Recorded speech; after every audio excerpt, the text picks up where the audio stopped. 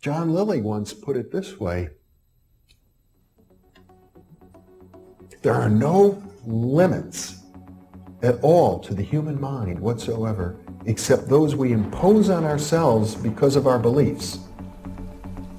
And those limits are also beliefs to be transcended. And that's a view that suggests that the possibilities of human transformation are virtually infinite. And we have no way of knowing the outer horizon of what it means to be human.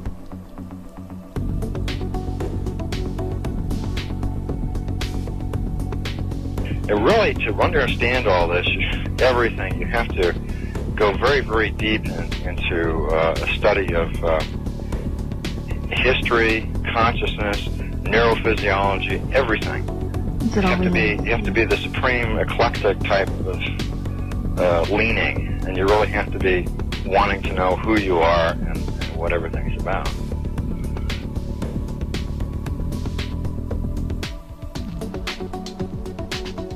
And the thing that you'll find when you go to sacred sites, if you're very humble about it, is that you are on a personal journey, and the sacred site will respond to you in a way that is appropriate only to you. The information is always what you are searching for. And it's the intent you give that energy that defines whether it is used for right action or not. And it is inside these sacred spaces that you will be reminded that you are a god, that you are a bright star. So what you're trying to do is move through the course without ricocheting off walls or creating karma. You're trying to slide through things smoothly. How do you do that? It's called flowing. There's a technique that you can do that will allow you to touch some part of your inner being that has more knowledge than your conscious state does.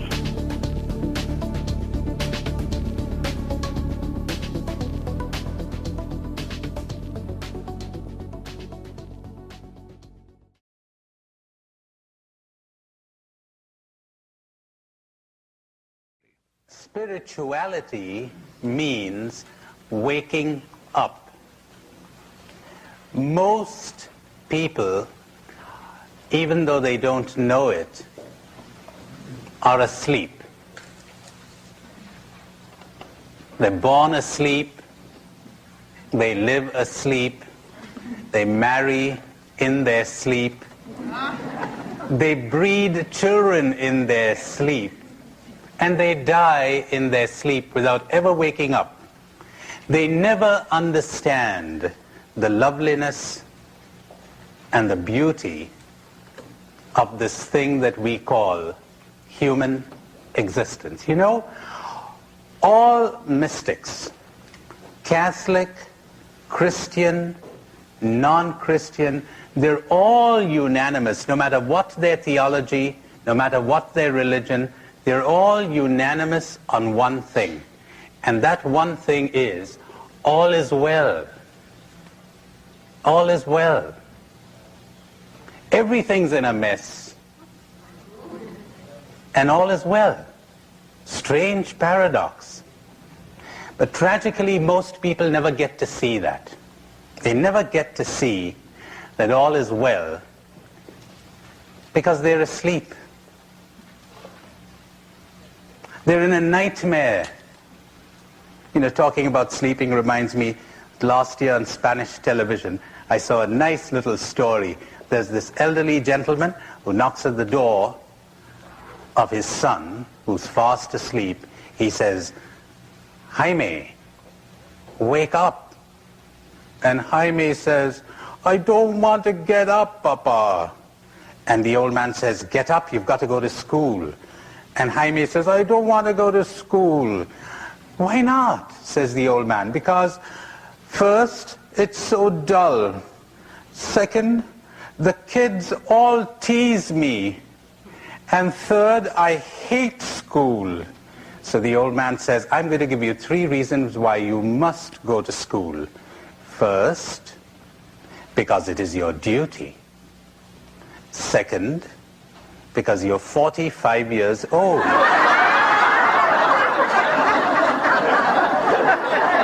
And third, because you're the headmaster. Gotta go to school. So, wake up! Wake up! You're grown up. You're too big to be asleep. Wake up. Stop playing with your toys. Most people tell you that they want to get out of kindergarten, but don't believe them. Don't believe them. All they want for you to do is to mend their broken toys. Give me back my wife. Give me back my job. Give me back my money. Give me back my reputation, my success. This is what they want. They want their toys repaired. That's all.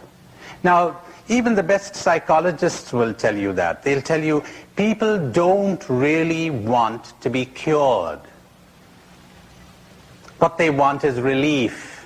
A cure is painful. Waking up is unpleasant, you know. You're nice and comfortable in bed, and at least as long as you're asleep, it's irritating to be woken up. That's the reason why I told you the wise guru will not attempt to wake people up. I hope I'm going to be wise these days and make no attempt whatsoever to wake you up if you're asleep. None of my business. My business is to do my thing, to dance my dance. If you profit from it, fine. If you don't, too bad. As the Arabs say, the nature of the rain is the same, but it grows thorns in the marshes and flowers in the garden.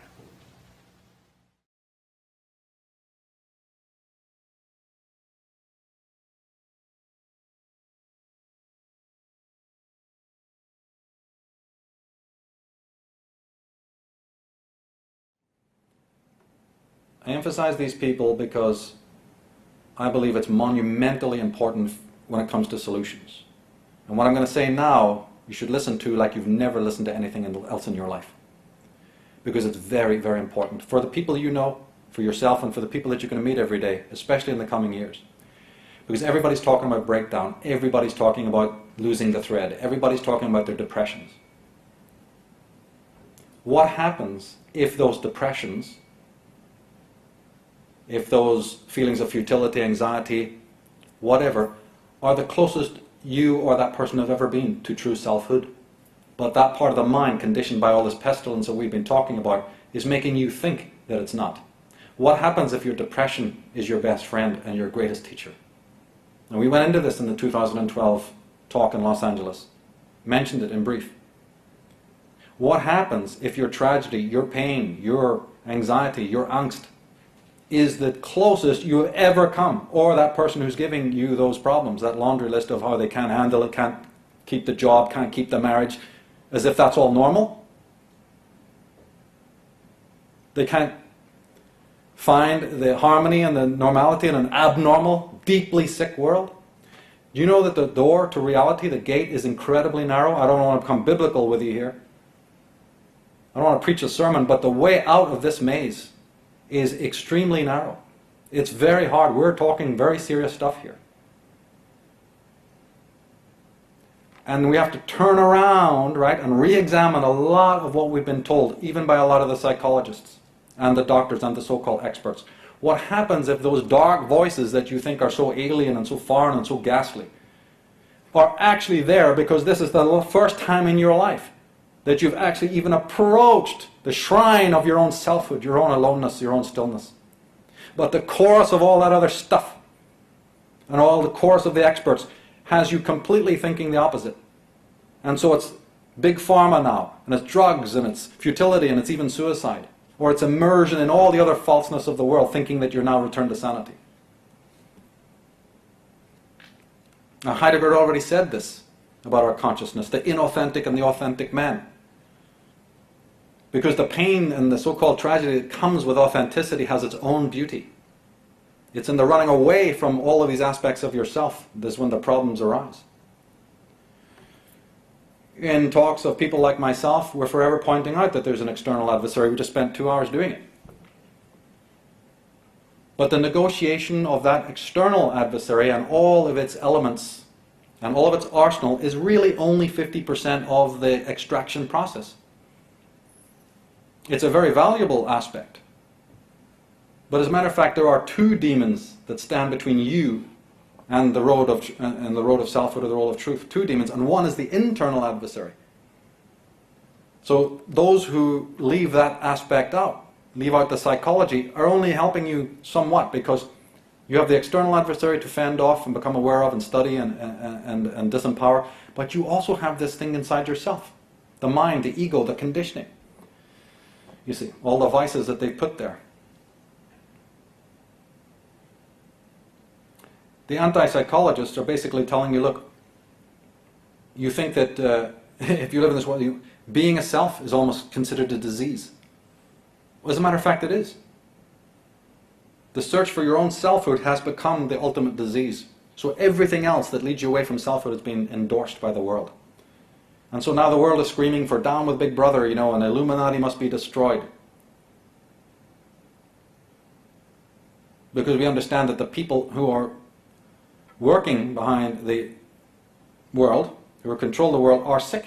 They're demented, they're psychopathic. And in fact, as I've said before, they are the beings that are holding civilization back.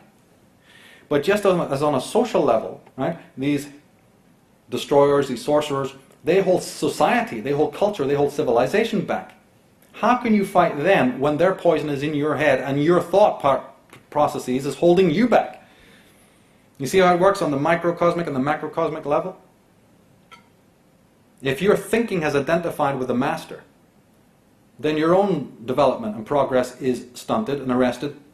Isn't it almost a paradox to believe that you can run out then in the social world and bring down this other higher pestilence?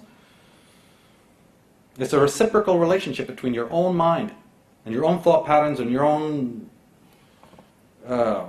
strength or lack of it, and what is going on in the social domain.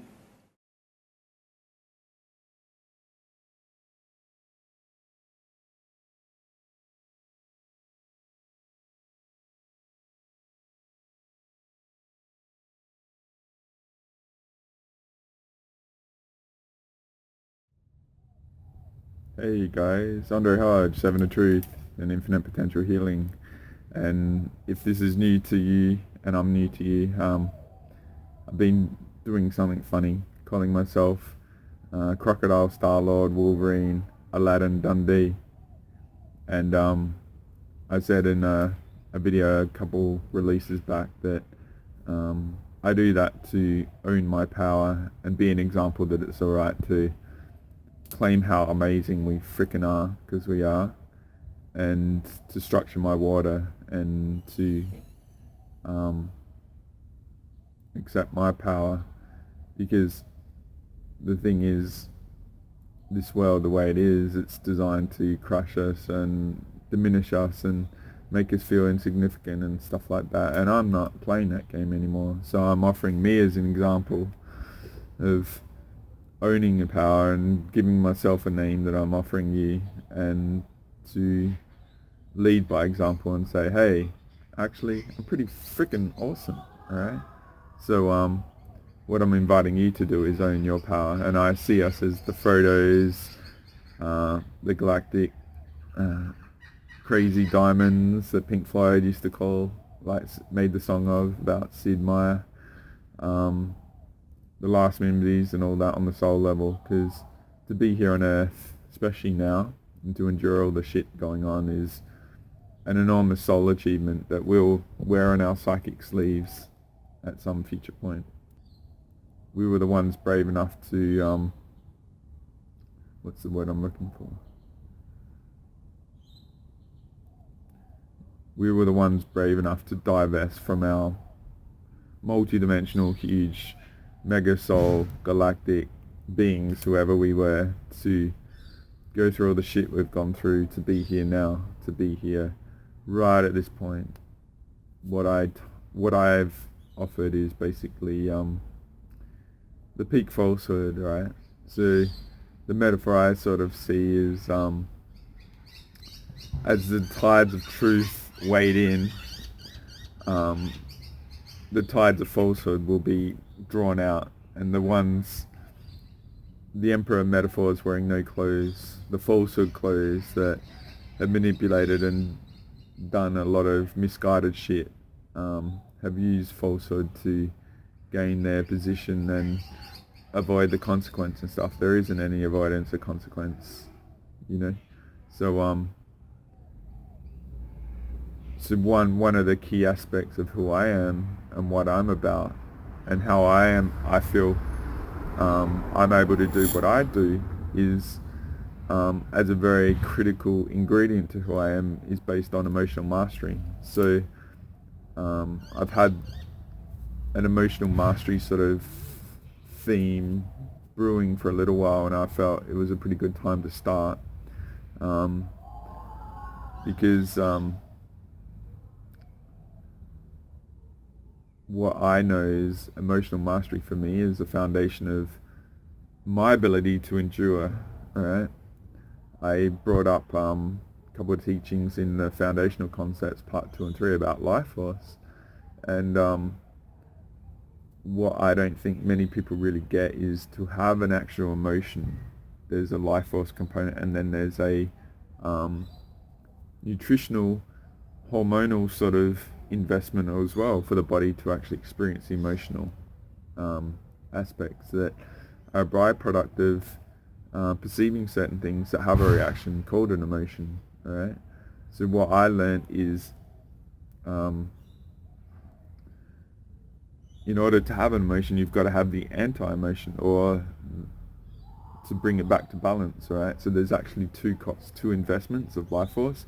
There's to have the emotion be a passenger to it, and then there's to bring it back to level and neutrality. So say, for instance, if you go through extreme fear, your adrenals are triggered, the fight or flight mechanism is triggered, and then your adrenals get depleted, and there's a quite an enormous energy investment and nutritional investment, such as I'm not going to get into the complexities of all the nutrition and, you know, the precursors and all that. I haven't done the research for a long time. I've had a couple of interviews many years ago that are on my YouTube channel. If you go through the videos related to certain things, which I highly recommend, all right, because I feel I worked out the nutritional regime required for everything going on to defend yourself for what's going on, all right, 10 years ago.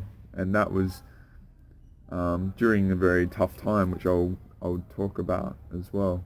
So the thing that got me through was the nutrition, right? And then when I had the nutrition, my body was not nutritionally suffocated, because that's a concept I've worked out, is humanity is set up for a nutritional failure, all right? So I see the physical body as incredible technology. It's genius, and it's got built-in immunity and stuff. You just have to eat cholesterol, get in the sun, and under the skin the cholesterol gets converted to D3. Like, how freaking amazing is that? And that's our defense, all right? So if you look at things like statins, which I have a huge polarity against, because my grandfather was used as a guinea pig during the 80s. He was a drooling mess for 10 years, and he was he was used as a statin guinea pig, which statins are huge at the moment. So it's all about suppressing the amount of cholesterol in our bodies and stuff, and cholesterol is key to the brain, all right? So yeah, the whole concept of the advised nutrition, to me, like my research and my body, I'm not giving advice. It's upside down. So I eat the opposite of what they say. If they say it's bad, it's like, well, let's give it a go. Let's see what happens to my body. And it's amazing. All right. It's like, oh, well, how come I feel freaking amazing and I can walk 5 kilometers each way to my gym and stuff and live off 1 meal a day and stuff and never get sick, and I haven't seen a doctor for 8 years and stuff. You know what I mean? So this theme in this series, as I said, is about emotional mastery, and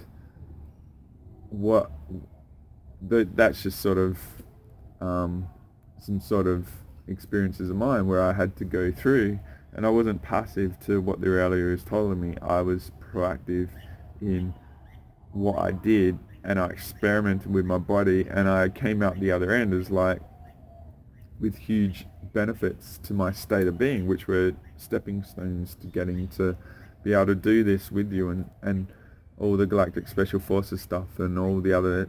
Now I'm doing pretty awesome healings, and shout out to you guys that I've interacted with recently. Thank you for trusting me and exploring. And a lot of stuff I can't really, there is a deliberate censorship going on, and there is a lot of the people that are like doing this now have a variable of self-censorship going on. We know what's going on, so unless you're out here doing this, you don't know. And it's easy to sit back and not ever step up and say, oh, this should have been done. Well, if you see a gap, you step up, do your own thing, be a content creator as well, alright? But getting back to the main track of this, right? So it took me a very, very long time in me to realize I'm not even aware of my emotions. I'm not even aware of where they come from. I'm not even aware of why I'm in this emotional state and what happened for me to get there. You have to be able to get to an observer mode of yourself. It's like, you have to be tough on yourself. It's like, what the fuck are you doing, Andre? Like, because the thing is, like, say if you go, like, there's two core emotions, love and fear, right? And I've released a video of Bruce Lipton called Love and Fear and the cost of stress on the body and stuff. So Bruce Lipton gets into the love and fear state where when you're in fear, your blood is in your arms because you're ready to fight, or your legs are ready to run. So the adrenals are triggered, the blood is sent to the outer organs for the fight or flight response. But when you're in love, in the love state, all right, your blood is in your sternum, all right, in your organs. So all the nourishment feeds your organs, and you're in a very proactive generational period for your body. So it took a very, very long time and a lot of experience, which I'll get into, that I feel very grateful for, to train me to recognize the cost of emotions. And I also went to the nth degree of actually realizing most of my emotions were wired incorrectly. Like, I've said this in the past. So in Australia, like, self-love was egotistical. So our society sort of percolates down that if you love yourself, all right, you're actually egotistic. So you imagine that concept of self-love or love state where the blood and all that is in your organs and in your heart and nourishing your body. Well, there's a cultural subtle insert, all right, of a program that says that self-love concept is wrong, and it has a subtle effect on the health and all that sort of stuff. So I'm going to try and not get too technical and stuff. I'm going to keep it quite high level and sail through it sort of thing in the early ones. But to me, all right, emotional mastery is about psychic defense when it comes down to it. Because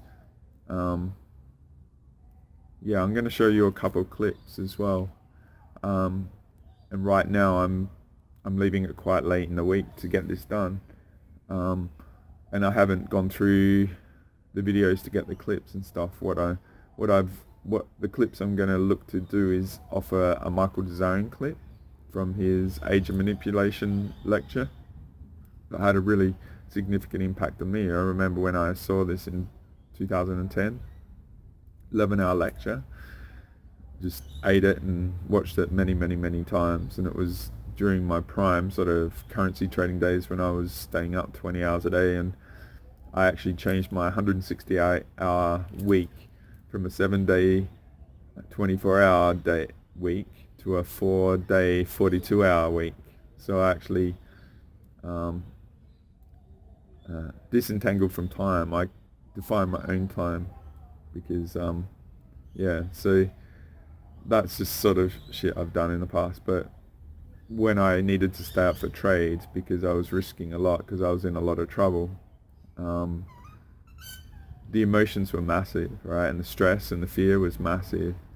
So things like that lecture, and this one, the other one, the Greg Braden I'll talk about after, were very, very significant for me. And the Greg Braden which I'll refer to, is really fascinating. It's an interesting story which I'll share, which will be a teaching in itself. So what I'm going to do is try and include a short clip here about the Michael Desarian, where he basically shares a perspective on enlightenment.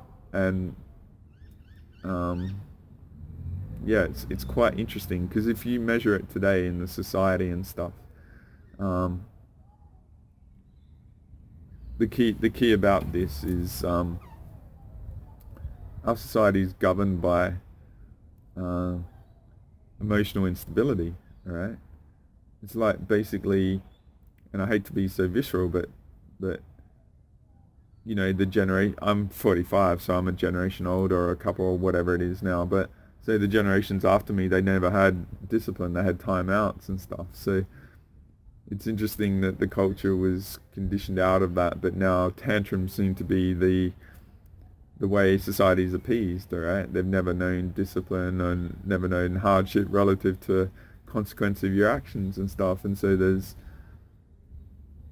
a generation that's never experienced that, so they're allowed to have a tantrum. And then it's very interesting how you see, like, there's pictures of, say, when protesters are going up to police and stuff, and they're just in a rage, and the police are just standing there not reacting.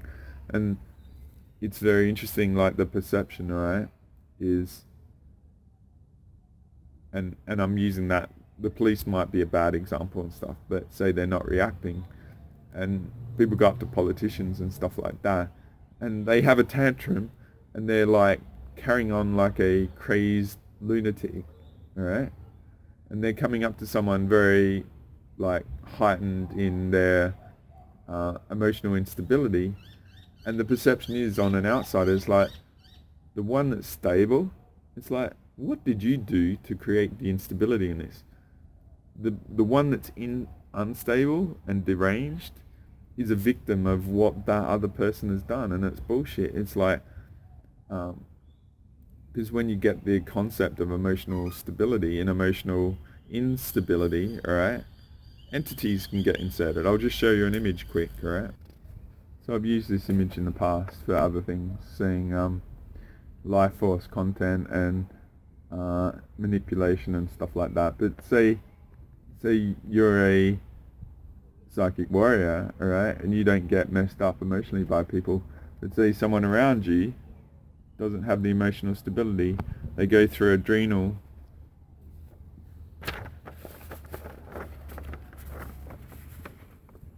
they see some news and it triggers their adrenals and it lowers their overall life force content, which influences their defense, all right? So they don't have the energy budget, life force content wise, to devote it to their defense of energy field and maintaining their stability. So their defense has a crack in it, and then an entity gets in, all right, and influences them and gets into their parasympathetic and triggers them, their adrenals and stuff, or other areas of the body, all right? So then they try and influence you, to unhinge you, to catch this emotional virus, all right? To acquiesce in and be a sympathetic resonance to that, all right? Because your stability is causing them further instability, because what you're doing is you're stable, all right? And your defense is like kicking out the entity, all right? But the entity like doubles down and reacts and creates the emotional destabilization, all right? So those sort of things are going on. So our society is set up to be emotionally codependent on everyone else. So it's sort of like the society is built into it over a very long time, subtle and constant sort of relentless programming, say from all TV shows and all that sort of shit, where drama is just epic and it's in everything, alright, is that the foundation of our society, particularly in the West, is designed to be emotionally responsible for others, alright? So you basically open up your energy field to influence. That's what it's all about, alright? So most people don't even know themselves. Most people are running on low energy. Most people don't have defense. Most people don't even concept of defense, alright? So what I'm sort of suggesting is emotional mastery is foundational to psychic defense. It is for me, alright? So that's why I'm offering me as an example. But it took a very long time, alright? So I dropped the Michael Dzarian lecture and clip and stuff that I was going to do, so I'll offer that here, so enjoy it. I think it's pretty short. I'm not sure, maybe I'll include a bit more when I revisit it, or maybe I'll just keep it quite simple here just to get to the point, because I don't want this to be too long. So Michael Dzarian on one of his concepts on enlightenment, so enjoy.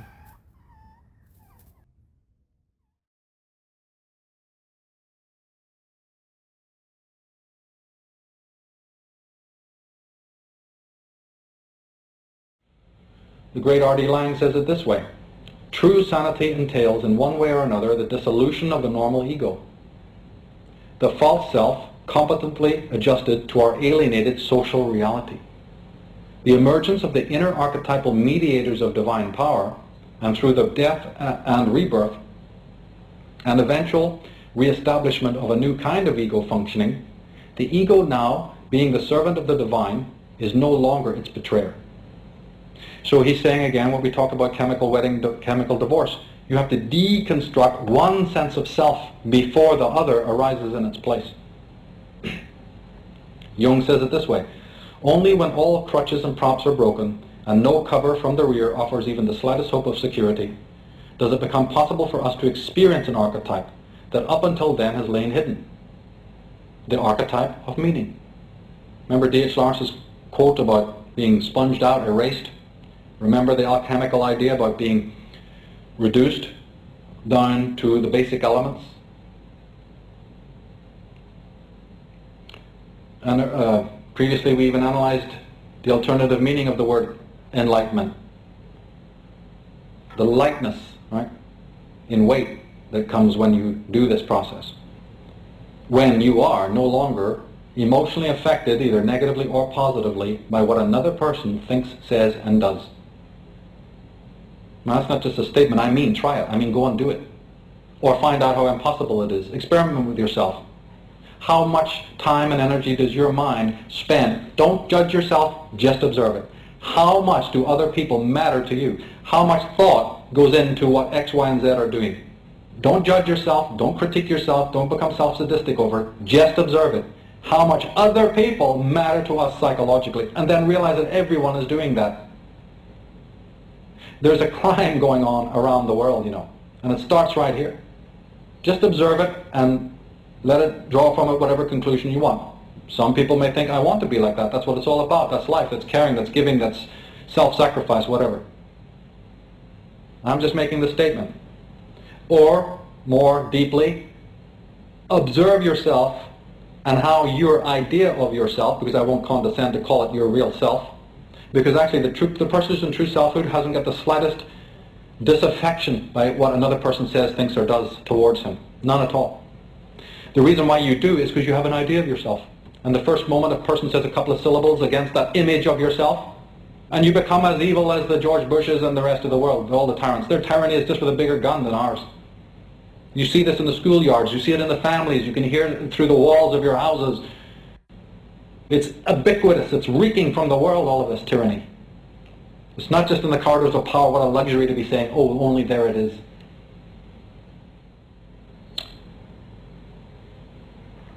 A great deal of this has to do with this intimate connection. It's one of the awarenesses that come on the road.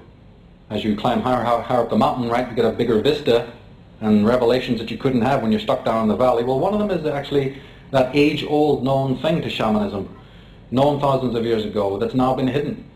which is the intimate connections between psychic and physical energy, or the microcosm and the macrocosm. Granted, it has been rediscovered by the quantum scientists. The book Holographic Universe is highly recommended for that purpose, for people who want to look back into the scientific aspects of that.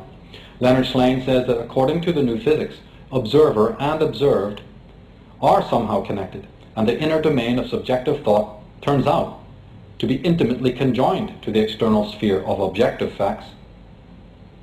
Well, Richard Milton says that Rupert Sheldrake has sought answers to the unexplained mysteries thrown up by research that are usually ignored by science. When a laboratory rat has learned a new trick in one place, other rats elsewhere seem to be able to learn it more easily. When some birds first learned to open milk bottles on the doorstep, birds all over the country suddenly learned the same trick. Sheldrake's solution to these puzzles, proposed in his 1983 book, A New Science of Life, is that organisms and species can learn, develop, and adapt through a process he calls morphic resonance. It's very akin to the implicate order of David Bohm.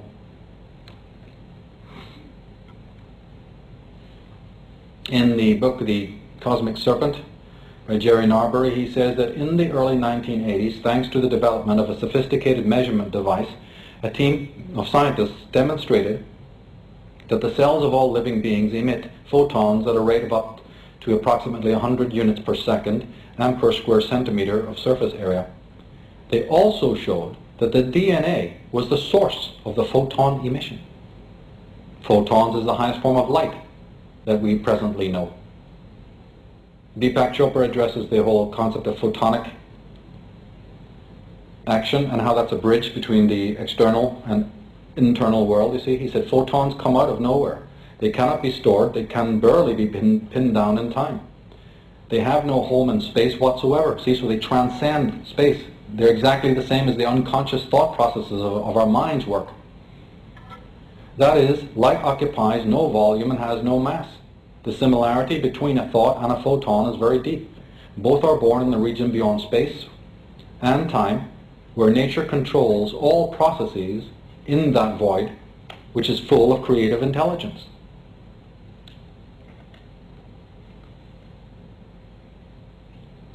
Richard Allen Miller and Iona Miller, in their Nexus article, says there is a harmonic relationship between the Earth and our mind-body. Earth's low-frequency isoelectric field, the magnetic field of the Earth, and the electrostatic field that emerges from our bodies are closely interwoven. Our internal rhythms interact with external rhythms, affecting our balance, our REM patterns, and mental focus. So the science is now coming back to what the mystics of old have been saying for years. Now I would ask a question then. Are the mental, emotional, and psychological states of human beings causing the changes in the electromagnetism of the planet? All the dysfunction that we see. And that's drawing very much on the teachings of Wilhelm Reich, who turned all of that upside down and said consciousness is affecting what you imagine as weather patterns, you see, and social changes, and all of that dynamic. And that needs to be taken on board too. As I say, we're not making any point. It's to be studied. Because this could take us into all sorts of areas. Alan Watts says that lack of knowledge about the evolution of the organic from the inorganic, coupled with misleading myths about life coming into this world from somewhere outside, has made it difficult for us to see that the biosphere arises or goes with a certain degree of geological and astronomical evolution. As Douglas E. Harding has pointed out, we tend to think of this planet as a life-infested rock, which is as absurd as thinking the body is a cell-infested skeleton. But that's what everybody thinks, isn't it? That's what religion teaches. You just came from out there into this. Not that you grew out of it as a tree grows out of it. That happens to be you out there every time you look at nature. What happens if you thought that? What happens if you realize that's you? That's an extension of your selfhood right there, nature. Nature and you are one. You didn't come out from some mysterious outside of it, into it. You grew from within it, as part of it. It is you and you are it in the same way that a single drop of water on a leaf reflects the entire topography all around it. What would that do to our thinking if we really caught it, really got in touch with it? That every brother and sister, every tree that you see is part of yourself, by the way. Alan Watts addresses this connection between self and nature. Surely all forms of life, he says, including man, must be understood as symptoms of the Earth, the solar system and the galaxy, in which case we cannot escape the conclusion that the galaxy is intelligent.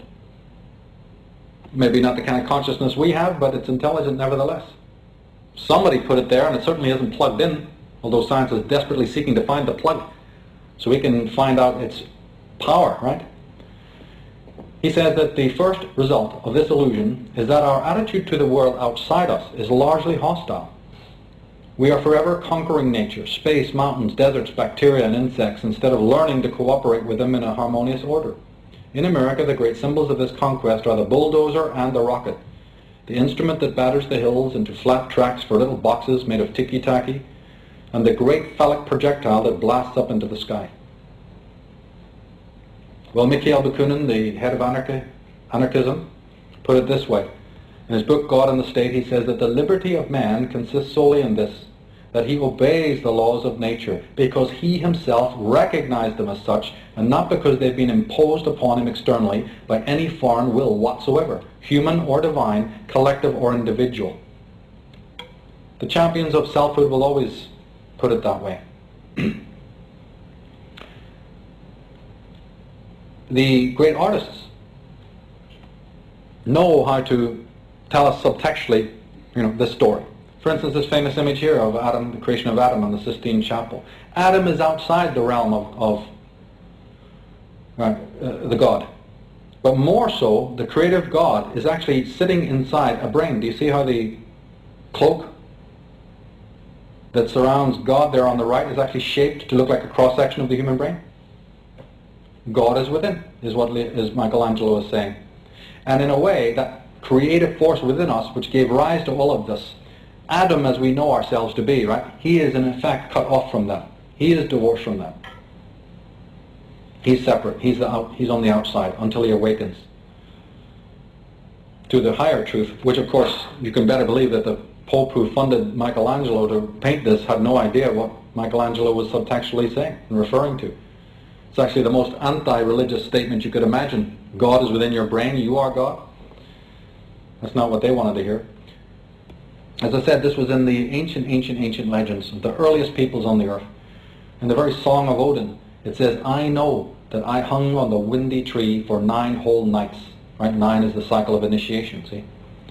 Wounded with a spear, dedicated to Odin, myself to myself. Nobody stuck him there, nobody nailed him on there. To go and seek the mystery of the runes was a willing participation in suffering, a willing entering into a menta, right? Hung upside down. And the windy or the winding tree is the Kabbalistic tree on which the secrets of the runes exist, which is nothing more than the self. But the key there is that this was an oblation not to God or not to some guru, but to oneself, not to a cause, not an ideal. Crazy Horse, the shaman of the Lakota people, says that I salute the light within your eyes where the whole universe dwells. For when you are at the center within yourself, and I within mine, we shall be as one. Hang on a minute. There's a lot of talk about oneness today, but theirs is the oneness of 1,000,000 broken shards, unawakened, inauthentic, lost, dependent, codependent, ignorant, broken cells coming together and again we're all one. What kind of oneness is that? A paper-mache, Quatermass monster? Allness is that if there has to be a confederation, then let it be of whole men. There's nothing broken about a crazy horse. Those people are not a tribe, they're a tribe within a tribe, right? They are whole people. That is the meaning of wholeness, not this talismanic, globalistic rubbish that you're hearing today. Come on to me, all ye who are broken and deranged, into our little program. Barrett goes on to say that this seriousness, is the simple and forthright seriousness of someone who has at last arrived at the center, who is therefore at last totally engaged in the project of his life, with all that it entails. This person exists under the eye of eternity, and therefore what he does in the moment is absolutely real. It's nothing more than Heidegger had been saying. Das Ein, being there, being here, you being here. Doesn't matter what everybody else is doing. So don't you see then that this is obvious now what the real holy work is? The holy work is to find out, is it not, what stops you from doing that? Every single thing that prevents you from that level of awareness, from being engaged in the project of your life, must be scrutinized, must be critiqued and understood. You have to understand the anatomy. Forget about finding out what selfhood is. Find out what holds you back from that process. Everything.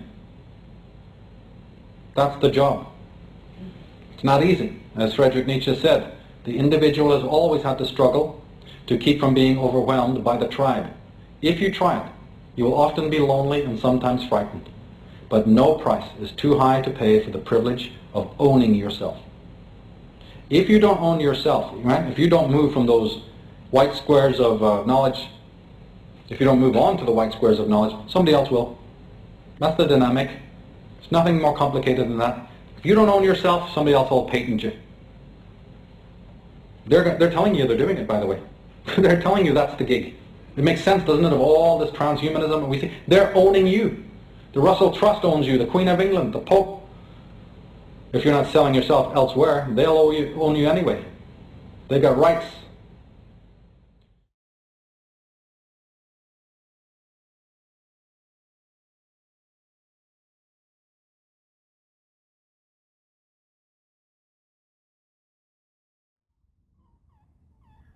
I hope you enjoyed. I've got the birds very close to me. They're having a bit of a party in a tree next to me.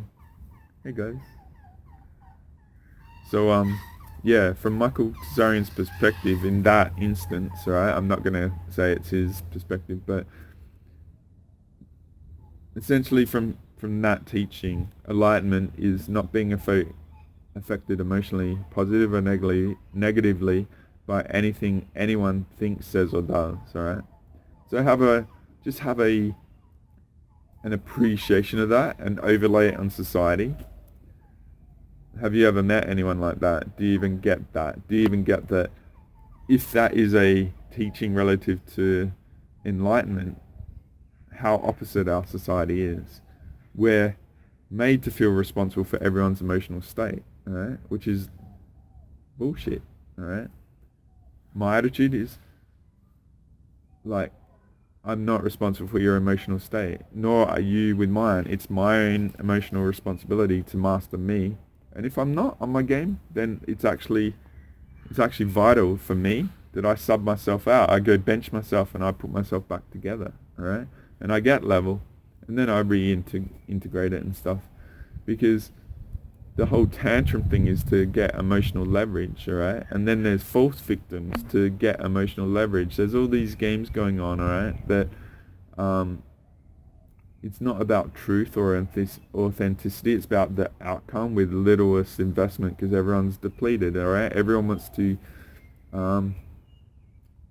get as much as they can from everything else to have the easiest path, alright? And not suffer, and they don't care if the cost is someone else. It's just as long as it's not me, alright? So the main body of this this video that I want to offer and what I'm talking about is feeling is prayer, alright? And what I'm going to do is offer the video clip. I've actually got a video on my channel that's got a couple 100,000 now, which is pretty amazing. You imagine what it's like for me to entangle with 220,000 views on my channel, but it's a clip of videos that I put together from a 2007 lecture by Greg Braden that used to be on YouTube and stuff, called The Divine Matrix, and I've got his actual book here. I'll just show it.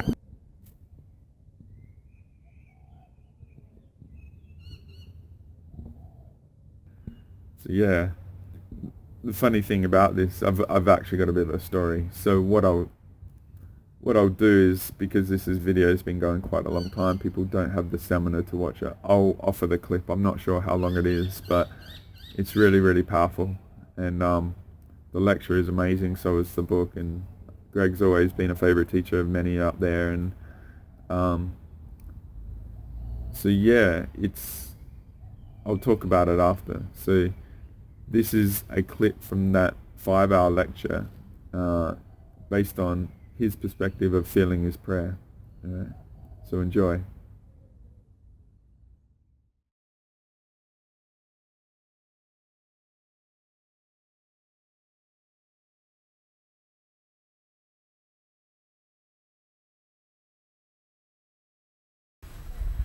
This is an image from an ancient Sanskrit text. It shows the energy centers of the body, the chakras. I know you all are familiar with chakras. They say that thought happens in the upper chakras, right here. This is thought. This is where we imagine the quantum possibility.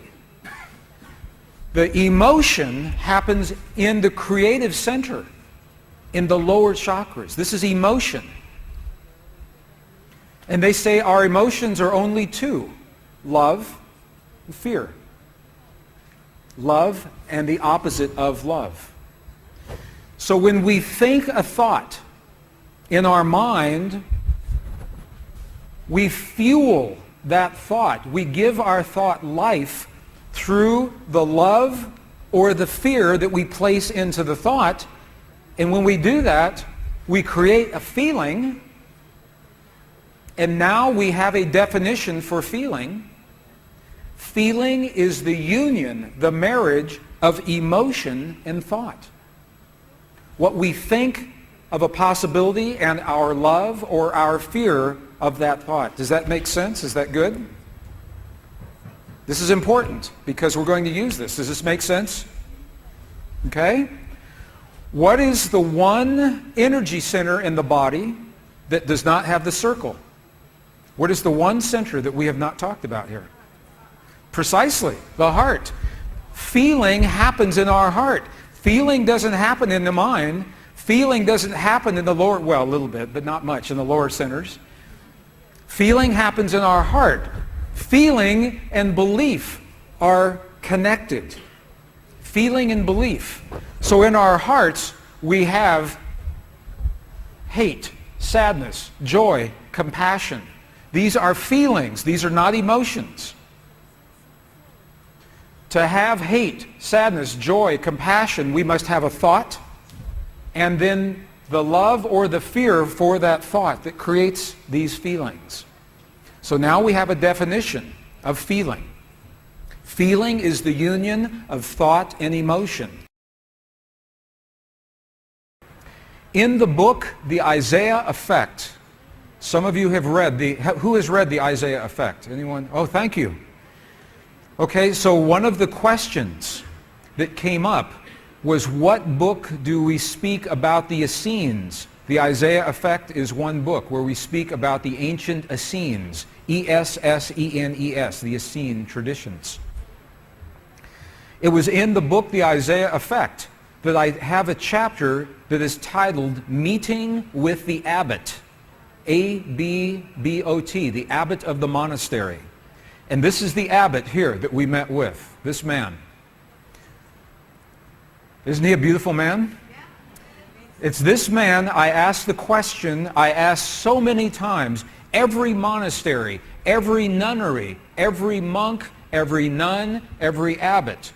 We were in 12 monasteries and 2 nunneries over 22 days. I asked the same question again and again and again, and this is the man that gave me the beautiful answer. And I asked the question, this is the question. I said, when we see your prayers on the outside, what are you doing on the inside? So when we see the chanting for 12 hours, 16 hours, 20 hours a day, when we see the mudras and hear the mantras and the bowls and the bells and the gongs and the chimes and the incense, when we see your prayers on the outside, I said, what are you doing inside? What is happening? When we see you create a miracle of healing, how did you do that? And this is the power of going into a living culture like Tibet. Because if we go into a temple in Egypt, or we go to a temple in the Yucatan of Mexico. We can find knowledge, and it's interesting. However, to some degree, we guess, we speculate what that knowledge means, because we're reading an old text or a temple wall and we're guessing. But here we talk to another human. We look him in the eyes, eye to eye, heart to heart, man to man, God to God. And I can ask this man the question, how did you do that miracle? What did you do in your body to make that happen? And I'll ask him again and again and again until I understand his answer. So this is what happened. So I asked the abbot, when we see your prayers on the outside, what's happening on the inside? And his answer was this. He said, you've never seen our prayers, because a prayer cannot be seen. He said, what you see are the things that we do to create the feeling in our body. The feeling is the prayer. The feeling is the prayer. He's telling us right here.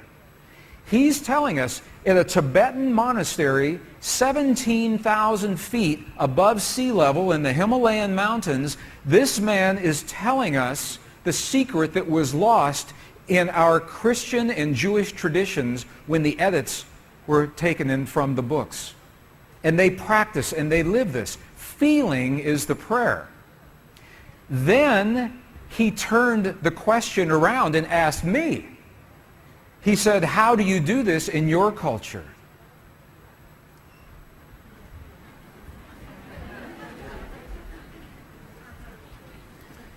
And this is what happened. When we lost the texts, when we lost the words in our biblical texts that tell us that feeling is the prayer, we began to believe that the words are the prayer. That if we say the right words, the right time of day, or the right number of times, that somehow magically a prayer will happen. And when our prayer is not answered, we become frustrated and we think prayer doesn't work. The words are not the prayers. The feeling is the prayer. You're going to see this 3 times this afternoon. The feeling is the prayer. So this is what the abbot shared with us. Now, after we met with this beautiful man, and by the way, this man passed away last year. He is no longer in this world. So I'm happy that we had the time with him while he was in this world. Okay, the word that they are using, wasa, loosely translated, means already happened. It's already done. In their mind and in their heart, they're coming from the place that the healing has already happened. Not that it's going to happen, and not that it's about to happen, or that it's a long, slow happening, that it has already happened. And this is important, because the field of energy that we are about to discuss is a mirror. It reflects our feeling of what we are experiencing in the moment. So if our belief is that our healing is about to happen, or that our perfect relationship will come to us someday, or that our abundance in the bank will happen someday, the field will keep reflecting someday, someday, someday, because it is open-ended. There is no outcome. There is no conclusion. This is a very subtle, very powerful understanding of how this field works. This field that we're about to discuss now, the divine matrix, is a field that mirrors now, not in the future, not in the past, this moment. So what we choose to experience in our lives, we must first feel in our hearts as if it has already happened. And I'm saying these words now, and you'll see this in the monasteries after lunch, and you'll see this in the application of the native and indigenous and aboriginal technologies. This is how they create rain. This is how they create healing. But it's only a miracle until we understand the science. Then it's no longer a miracle, it becomes a technology, a powerful internal technology. So this film was created in a medicineless hospital in Beijing, China. Medicineless hospital, no medicine hospital. I like that hospital. This film shows a woman who has been diagnosed with a cancer in her bladder, a 3-inch diameter cancer in her bladder, and Western doctors say they can do nothing. They say, we can't help you. So she has gone to a clinic in China where they think differently, and they apply the technology from the ancient wisdom that is the same as the science that we just saw. So what you will see is this. There are 3 practitioners, 3 people trained to feel just the right feeling, the precise, correct feeling in their hearts. They create the feeling as if the woman is already healed. They create the feeling as if the woman is already healed. Now we will look inside of her body through a sonogram, through ultrasound. We can look into her body and we can watch her cancer disappear in 3 minutes in the presence of the language that heals. Does that make sense? Are you okay with that? Does that make sense? Would you like to see that?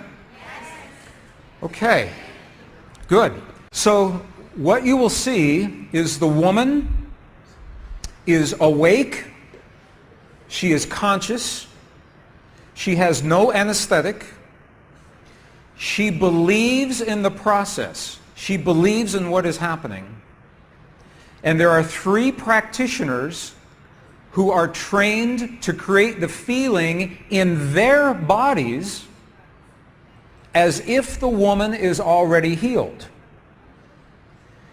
And then on the computer screen, we will see 2 images.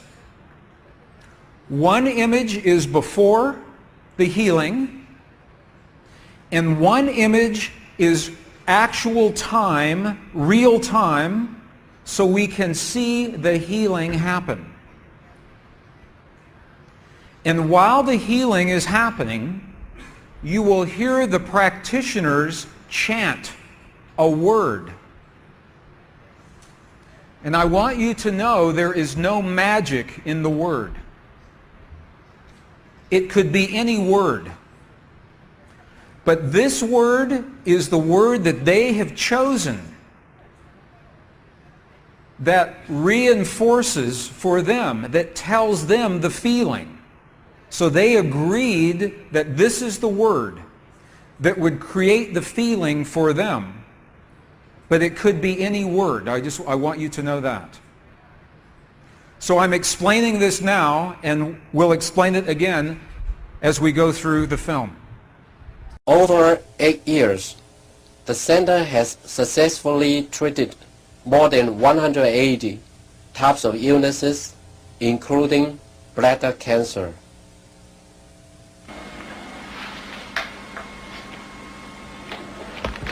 看到了没有？就是在这个膀胱，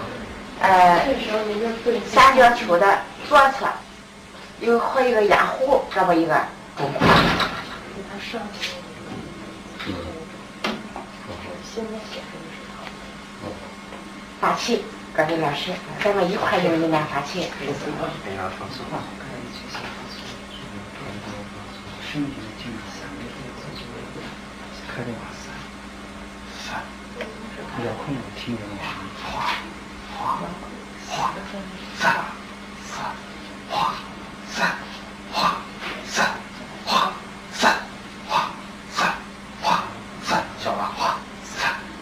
对。看那个看得下去，人就想着一下就彻底散掉。你放手，老师在这儿。给我听听。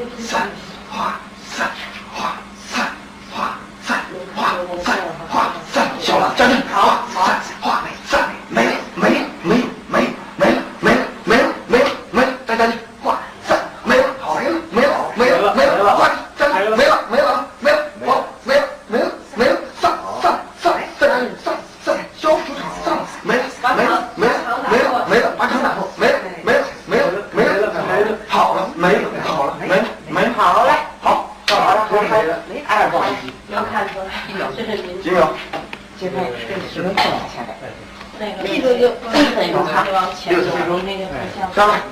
好，没了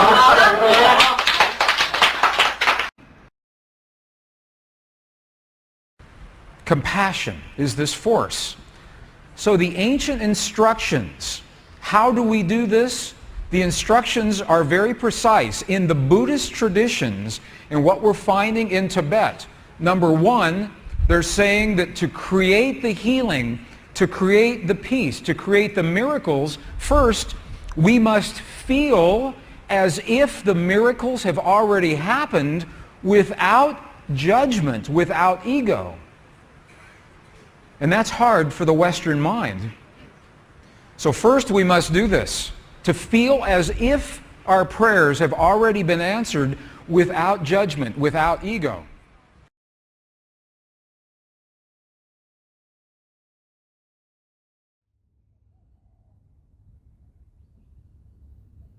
Welcome back. I hope you enjoyed that. It's a very, very powerful group of videos combined that were, I think some of it, particularly the healing thing at the end, I don't think that's out there anymore and it's accessible. So I'm like my keyboard ninja IT aspect. I always knew the internet was fluid. It would never be stable. So things would be there and things wouldn't. So I've always had a layer in me that actually captures a lot of stuff and keeps it offline and stuff like that. There is also archive.org, which is the Wayback Machine. Richard L. Miller used to talk about that a lot, which takes snapshots of everything on the internet so you can actually access it. So it's a good ally with censorship and stuff going on. There might be a lot out there. But this lecture, and it's a funny story of mine, right? Because as I was saying, calling out my Star-Lord nature, like Crocodile Dundee, I used to frickin' devour everything. Like, seriously, that's why I created the Conscious Explorer video series, which is about 40 hours, 22 episodes. It was condensing of, say, 20 or 30,000 hours of research, and that's, I was saying to a friend that basically, so the last 10 years I've done 6 or 7 hours a day of research, right? And I revisit things over and over and over and over again to get them in. And that's where I've got in the multi-dimensional method to the 3D madness parts 9 and 10, which are about downloading data to your cellular memory, which is your skeleton, and then how to access it in a passive mode, alright?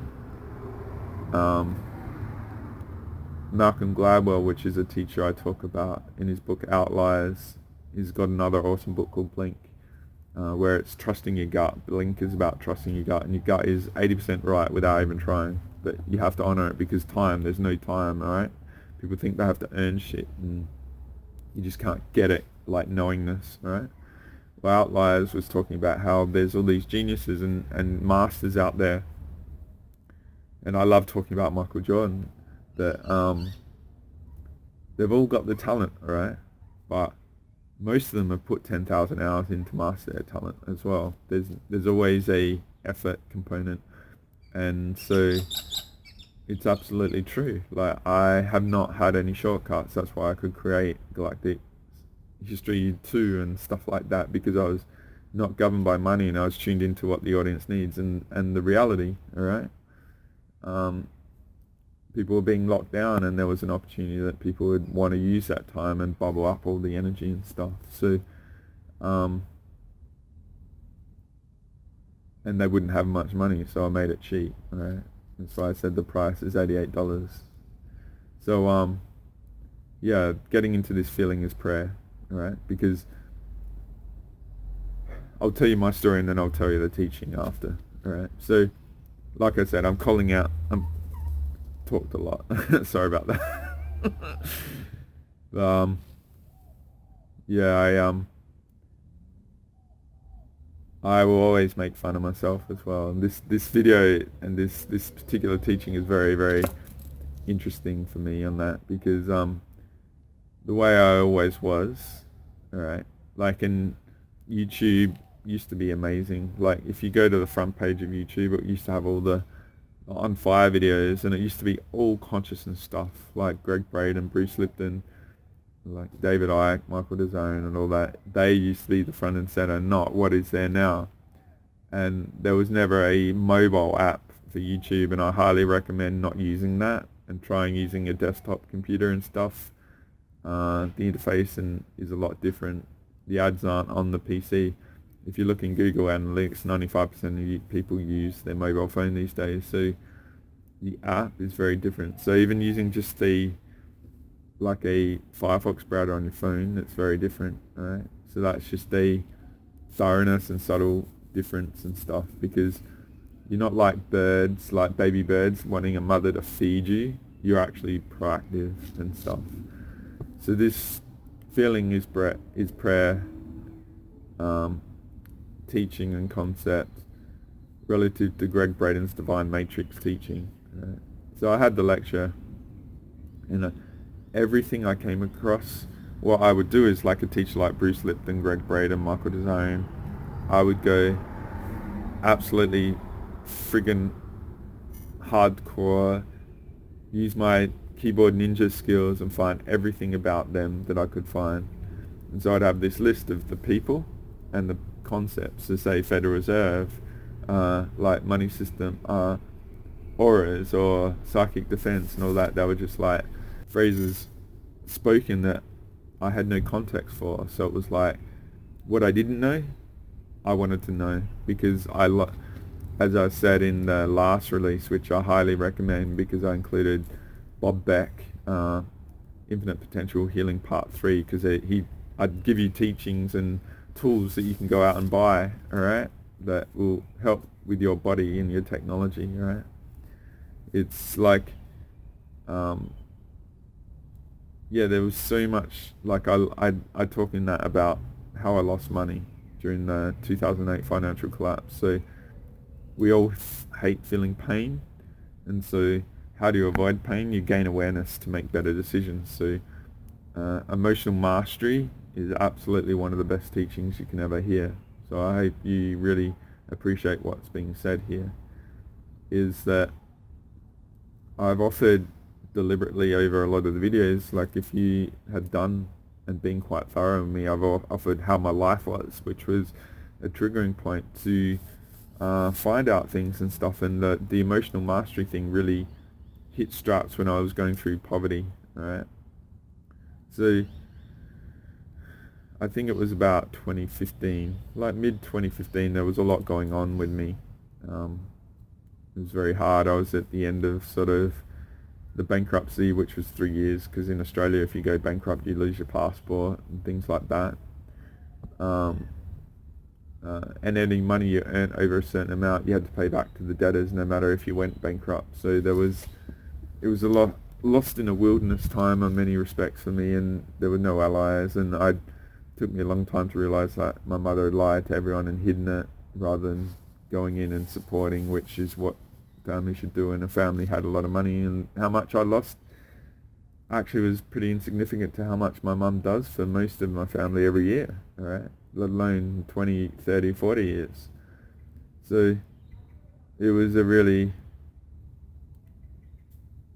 the metaphor then is I was completely smashed, all right? And a lot of people are being smashed now, all right? The thing I'm grateful for that is the time was society was still in place, all right? The degree of hardness had a fallback in civilization still being in place. So I went through the hardship to develop the strength and the will back then when it was easier. But the callousness about people and stuff of, you think, you know, when people in crisis, people are drawn to it to help. They're not, right? People don't want to get involved, right? It might be different, it might be you're unique and stuff, and I'm not talking about you specifically. I'm giving data of perceptions of what it was like. I actually looked quite like a hobo and stuff like that. I'd been through about 7 years of hardship by then, and my clothes were quite ragged and stuff, and that's where I appreciate, you know, if you want to look like a hobo, you're not going to get much help, right? You have to have like you have to blend in and stuff, and yeah, that's why I like to dress nice, even though I don't have a lot of money and clothes. I'm strategic with my buying and that, because I remember Joe DiMaggio being asked one day, "Hey Joe," and I'm not a baseball fan or anything, but I remember this poignant quote about him was, "Hey Joe, why do you always look so good?" And his response was, "You never know who you're going to meet." And he married Marilyn Monroe, so it was like, I didn't have a father, and it was like a pretty interesting teaching. Like, it's about self-respect. Okay, that's a good emotion. But this feeling is prayer. So I was in the wilderness, gone bankrupt, living the end of the poverty, sort of. If you haven't listened before, I was walking 10 to 15 kilometers a day, living on 1.5 meals a day to save that few dollars so I could put it into food. And then what I would do is I would get enough money together to have a healing, and I would pay for the healing. I would never impose my situation on healers. Like, it was my responsibility to buy all that shit to work me out. Just had some fun with mosquitoes. They're out in force. But yeah, my attitude is my situation, never want anyone else's responsibility despite the hardship. I create the level of hardship on me because it's interesting. You learn about yourself when you increase that, right? So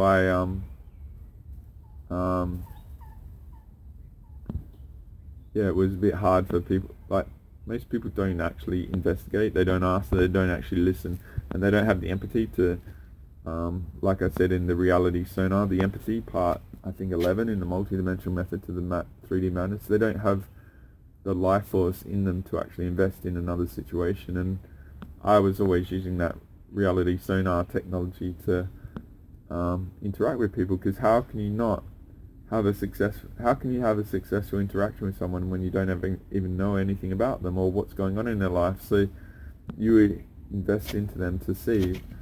It all comes down to life force and effort and stuff, and using those muscles to make them strong and stuff. So yeah, it's just all those sort of things, and there wasn't much help, so it was a very, very tough time.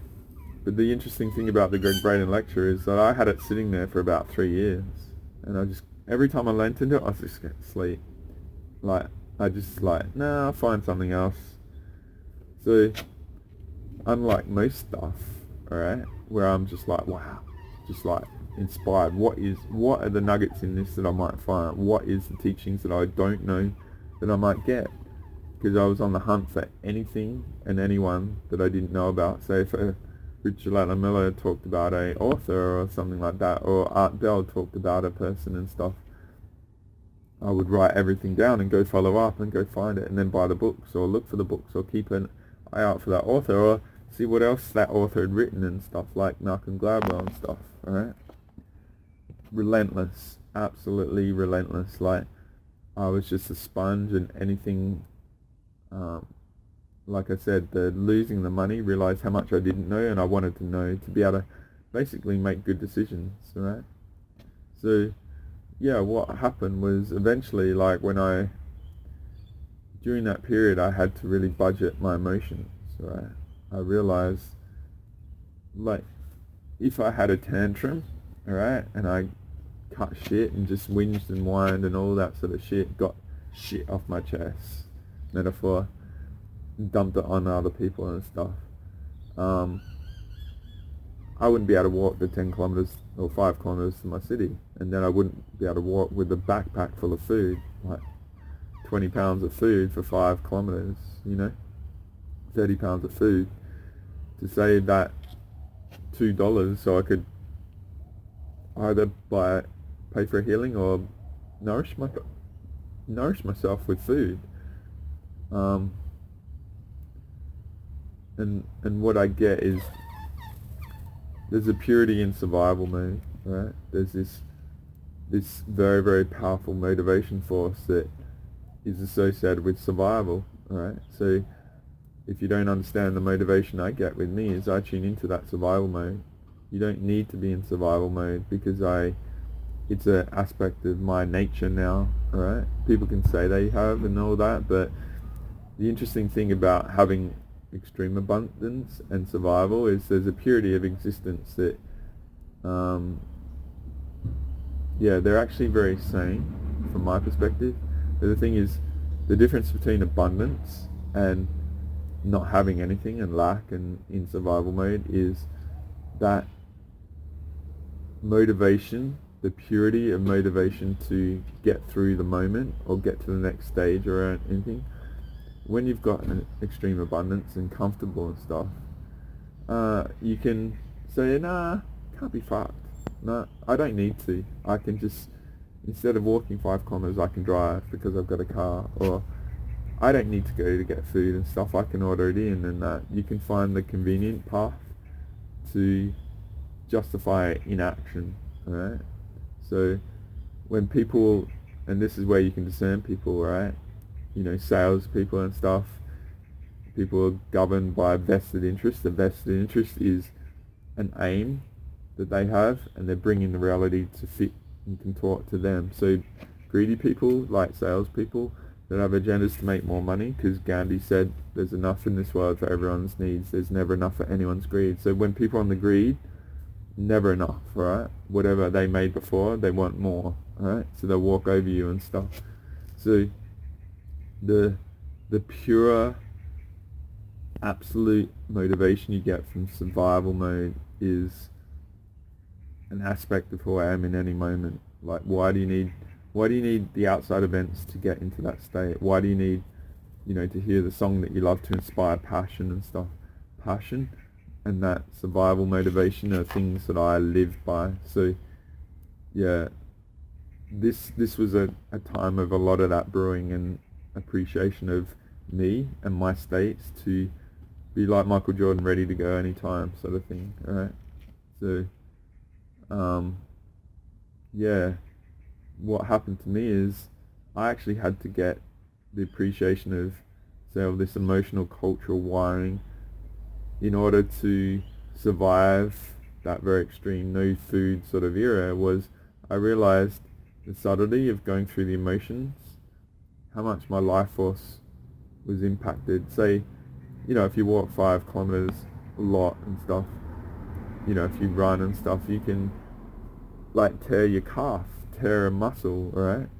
So if your body is very depleted, and that's where you can see depletion kicks, is there, then the physical will break down and stuff. You get illnesses and colds and infections and stuff, and the body doesn't have the resources to take care of it. And that's where I talk about pranic healing, and it's really cool because the metaphor I see in this reality, it is very abrasive. So I'm talking about your feeling is prayer and emotional mastery here. It's because there's so much shit done to us to actually compromise us. And I've talked about in the Infinite Potential Healing videos that one of my aims is to talk about the etheric implants and chips and stuff. And I'm not diminishing the outside effects and the outside force just waiting for us to fuck up. Right? What I'm saying is there is a way to navigate it, and emotional mastery is a way to flow through it no matter what. So I use all that shit that goes on as muscle training. It's like fucking yeah, you got me. Like, I now these days, if you get me, it's like I know how to fucking, like, I use that as karma and bring you in and get rid of you, alright, from the universe. So there's like that big, you sure you want to fuck with me out there, but all I'm saying is the emotional mastery will help you navigate through this world. It'll be a huge ally, alright, and it was for me during this time. And so yeah, it's very interesting because what I'm saying is that this Greg Braden lecture, alright, getting to the concept of feeling as prayer, I had to shed all the shit, all the programs, all the shit that, and understand the subtleties about the cultural miswiring of my emotions and stuff like that. And like, in order to survive that time, I rewired myself, and if I had issues, then I went and did healing and stuff like that when the resources would be there and stuff. And by purifying myself and setting myself up for it, then there was a time for this teaching to come in. It was like, holy shit, feeling is prayer. And so it was really, really cool. It's like, it taught me something else. Is like, there's a timing of when you're a match, all right? When you're a signature frequency match for a teaching. When the student is ready, the teacher arrives, sort of thing. So that video came in, and it was like, holy shit, now I've done all this foundational work, I get feelings, alright? So how we're sort of set up in this reality is to be reactive and passive to the feelings expressed by what is offered to us. So these phones and stuff like that are fed to us. So a lot is fed. So we, as humanity, can be emotionally reactive to what we're fed. So there's an influence potentially, right? So when you understand that your emotions are related to your life force, right? When, say, media pump out something that might be false but makes people feel a lot, then everyone's energy is like ready to be harvested and stuff. So I see the metaphor of like what is fed to us to actually feed the reality, because there's a symbiotic relationship between humanity and how the reality is manifested through our life force, right? And so feeling is the mechanics of how that happens, right? So if we're fed stuff to make us feel stuff, then and we're passengers to our emotion because we don't have the emotional investment to master ourselves, then the byproduct is this world we're in, right? So all it is enormous potential, right? And what I know is, like, a master like you or me, we negate massive amounts, right? I anchor the whole freaking region and country and stuff, you know what I mean? Like, we just have to accept ourselves as the Yodas, and we are the X-Wings we're lifting out of the fucking swamp by our state, and that we will shift everything by that, right? So yeah, this teaching came to me, and it was like, holy shit, like, and the concept of feeling is prayer, alright? Prayer is a loaded word in the spiritual community and all that sort of stuff. But see, what if you actually realize you can actually be proactive and own the emotion that you have? You can actually choose the emotion that you want to experience, alright? Like I said, I employ passion and survival mode, and I drop all the baggage related to survival as well. Like, I just get the pure motivational force related to that, alright?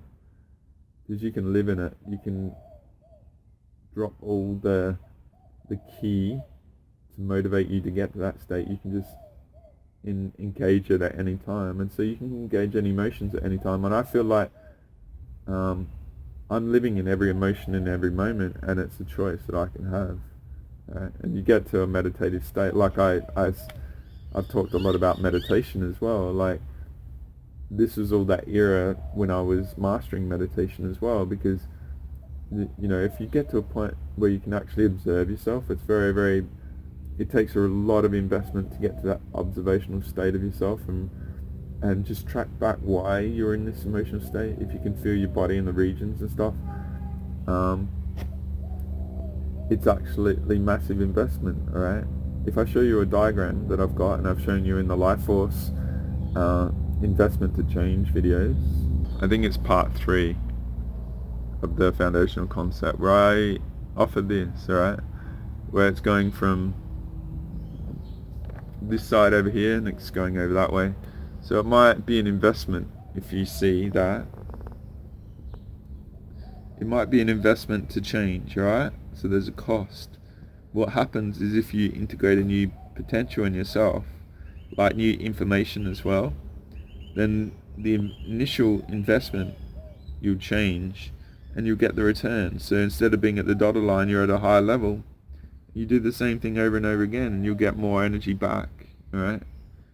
How about if you don't react emotionally to stuff out there, whereas everyone else does, and everyone's trying to use emotional leverage to get you to accommodate them and stuff, right? Where does that energy go? It goes back into your body and your nourishment and your endurance, alright? So you might need less food, alright, to get through things, because it's not going to be easy time, alright? There's going to be a lot of really crazy shit that unfolds, and it's going to be epic, and it's going to be very triggery. So what happens if you are able to endure it and not react to it and just appreciate it and see that there might be a purpose to it and stuff? These emotional mastery will be an enormous ally to get through what's about to unfold, alright? Because perhaps instead of having to like repair yourself from being compromised, you can actually reinvest your life force into your body and into your defense and endure a lot. Get psychic stamina going and psychic defense and all that, alright? So yeah, if you get to the point where you're not reacting emotionally to stuff and you can hold it, alright? Say, you know, people want to change the world and all that sort of stuff. Well, the way you change it is you view the world that you want and you hold that emotion, because then you're starting to work with the universe if you get, and we are always working with the universe, because say if you, like I say the metaphor of early on of, say, a protester like carrying on like a pork chop, like having a tantrum to someone, and you acquiesce and appease that person in the tantrum because you think that guy's done something wrong, alright? So say if you're in that sort of mode and you're reacting to everything you are fed, like the bird that's getting food thrown down, like regurgitated down its mouth by the mother, alright, and you're in that emotional state. If feeling is prayer, then what is the state that you're offering the universe to be matched to? You're actually asking the universe for that to happen to your life, alright? So this is where being passive to the reality but being proactive in your own emotional state, when you realize what you feel is you're actually giving an order to the universe of working with me. So if you say love, alright, love state, like feeling abundance, I am nourished, then what you're saying, you're like the multi-dimensional drive-through to the universe going, I'll have an extra large love life, you know, extra large peace and calming sort of situation. The universe is reactive to us in our emotional state because the emotional technology is profound, right? So what I'm saying is that's the mechanics to manifestation, right? In a purest sort of sense, we don't know the influences that are going on around us, right? From the vastness of that can be.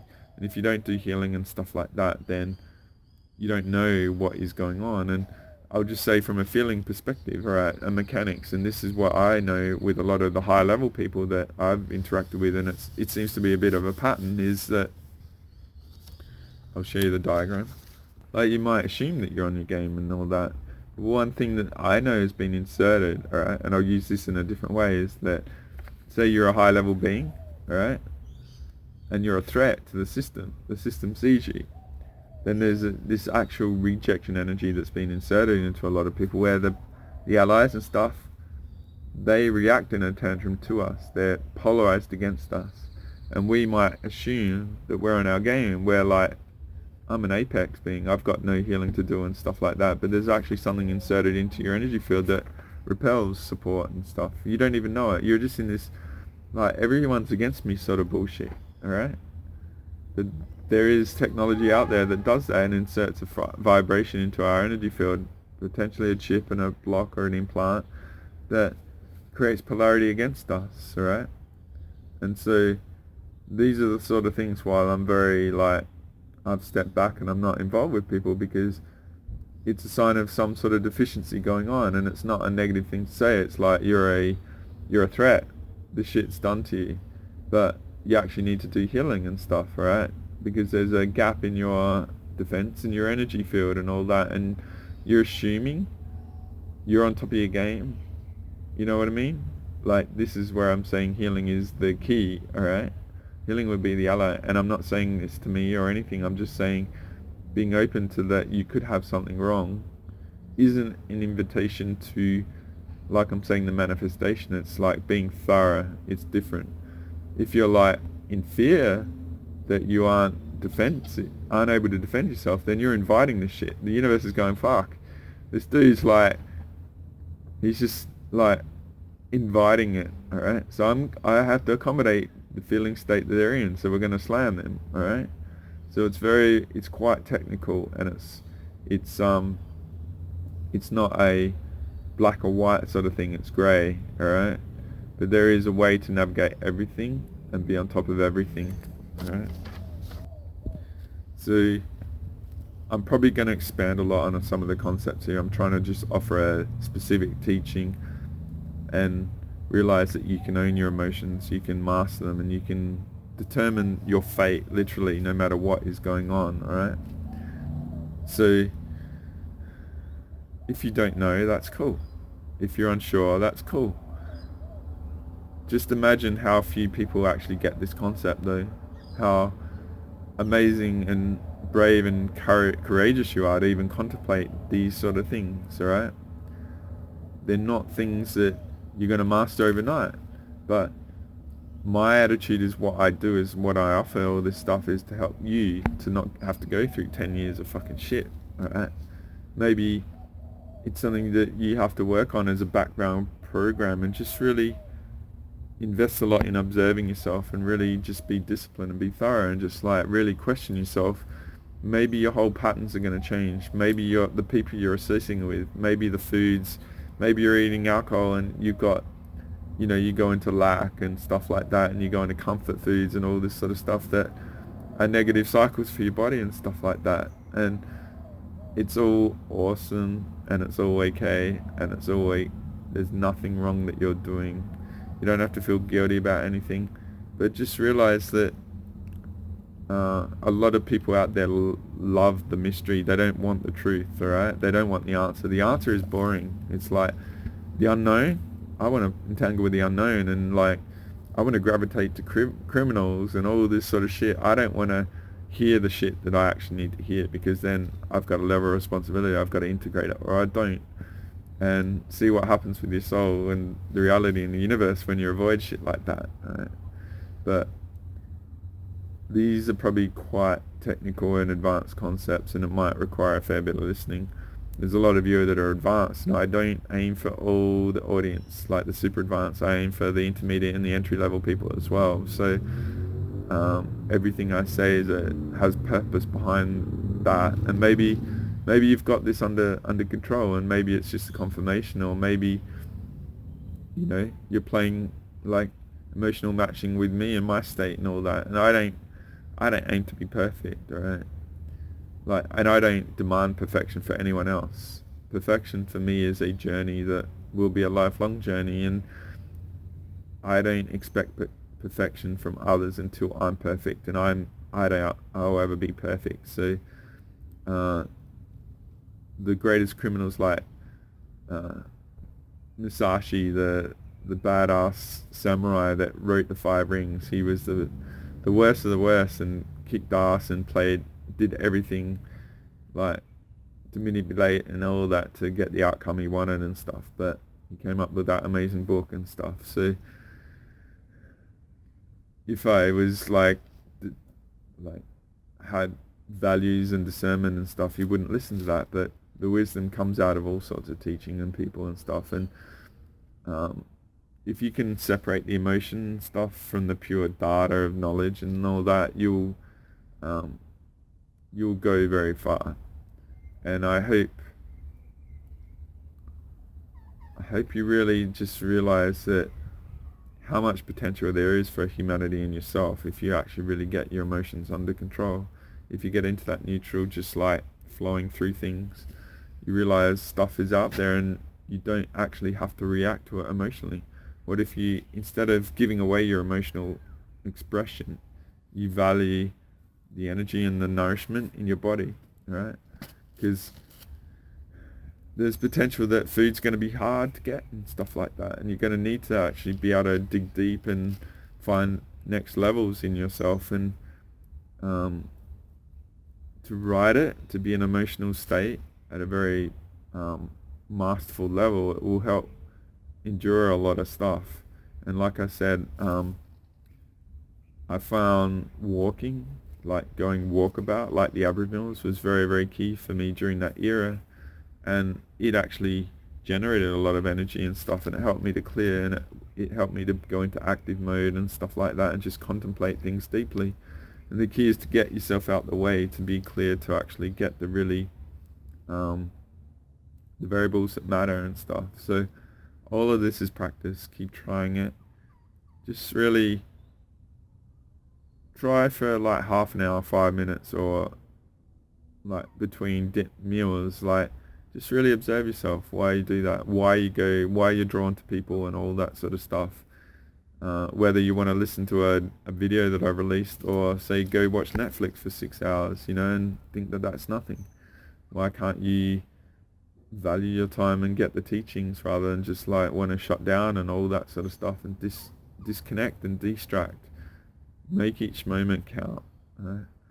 And from my perspective, like, mastering feeling is prayer, and looking to improve on that will be an enormous ally. So thank you for being here. I hope you've gained something from this. This is just the entry into the emotional mastery sort of teachings. There's a lot more that I want to offer relative to this as a theme, and there might be things in this that I missed, and there might be things I need to expand on, and I'll do that in the future releases. But I hope you gain something from this. I hope you're going well. I hope you're safe, you're enduring whatever you're going through, and if you are going through hardship, this is an ally, and all the stuff I've done is helpful. And yeah, just, it's really, really crazy, and it's going to get crazier with the stuff. Death shot. I hope you've endured all the bombardment and stuff that trying to impose your will to do something that's probably not in the best interest for your DNA and stuff like that, and your body. Because the peak falsehood is going to wind back, and it's going to reveal a lot of stuff. There's going to be a lot of things that it's already happening around us, alright? Strokes and stuff like that. So hang in there, guys. Thank you for being here. Thank you for seeking me out if you've sought me out, and if you're going to seek me out for healing and stuff, like my links are down below and all that. So thank you for being here. Thank you for having the courage to divest and invest in Earth a long time ago. Trust me, I've been doing healings on her and stuff and clearing a lot of shit. So as crazy as it sounds, everything is on our side. I would hate to be on the other side, and that's why I've had a lot of compassion for the dark. So best of luck, guys. Lots of love, and I'll see you next time. And if you have a session with me, I'll see you soon. Thank you. Lots of love. Andre out.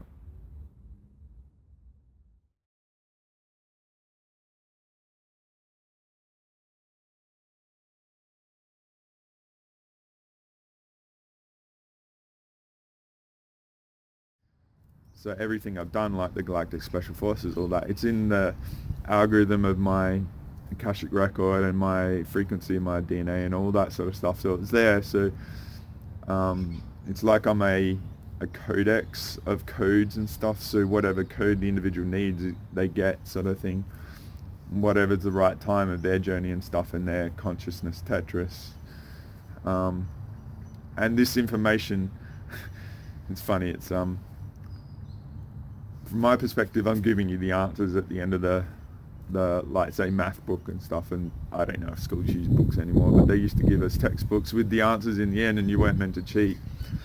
But because I'm giving you the answers on many things, it probably won't make sense because you don't have the context, because to understand the context you do have to go through that consciousness Tetris, and I might be overlaying an image of a competition of Tetris, so you get like, unless you get the right blocks for the lower levels, you're not going to comprehend this sort of stuff, and that's all cool.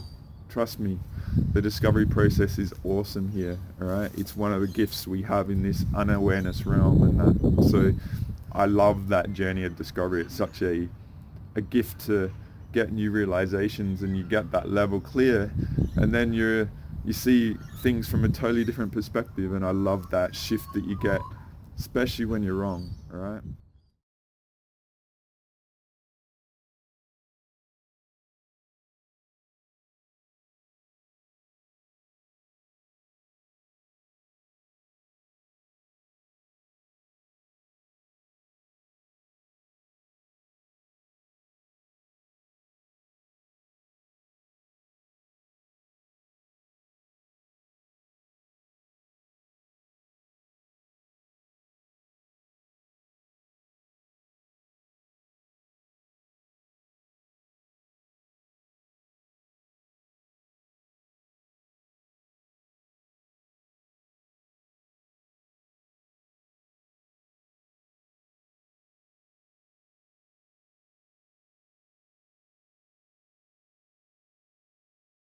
John Lilly once put it this way: there are no limits at all to the human mind whatsoever, except those we impose on ourselves because of our beliefs. And those limits are also beliefs to be transcended. And that's a view that suggests that the possibilities of human transformation are virtually infinite. And we have no way of knowing the outer horizon of what it means to be human.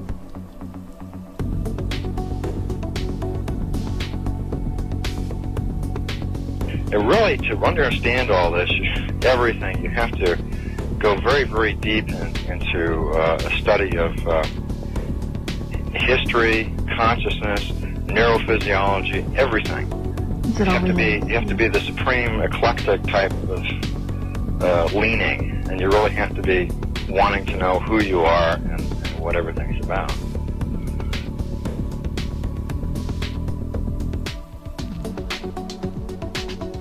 And the thing that you'll find when you go to sacred sites, if you're very humble about it, is that you are on a personal journey, and the sacred site will respond to you in a way that is appropriate only to you. The information is always what you are searching for. And it's the intent you give that energy that defines whether it is used for right action or not. And it is inside these sacred spaces that you will be reminded that you are a god, that you are a bright star. So what you're trying to do is move through the course without ricocheting off walls or creating karma. You're trying to slide through things smoothly. How do you do that? It's called flowing.